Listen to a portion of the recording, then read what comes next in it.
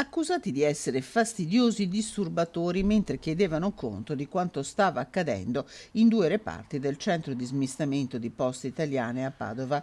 Nel mirino, secondo la ricostruzione della segreteria territoriale della SLC-CGIL del Veneto, sono finiti due rappresentanti della sigla sindacale che sabato 20 dicembre hanno eseguito un'ispezione e chiesto conto di alcune procedure. L'ispezione, che rientra tra le legittime funzioni del sindacato, sarebbe stata tacciata da alcuni presenti come interruzione della produttività in un caso, mentre nell'altro i due sindacalisti sarebbero stati allontanati perché bisognava lavorare. Hanno fatto presente all'azienda che stanno violando le condizioni di salute e sicurezza all'interno del CES di Padova. La nostra denuncia andrà avanti e non ci faremo intimidire da queste semplici dichiarazioni aziendali. La CGIL ricorda l'importanza della tutela della salute e della sicurezza del lavoro e richiama il valore del decreto legislativo 8108. Per questo, nonostante le feste, il sindacato sta valutando iniziative a tutela dei suoi rappresentanti e dei lavoratori.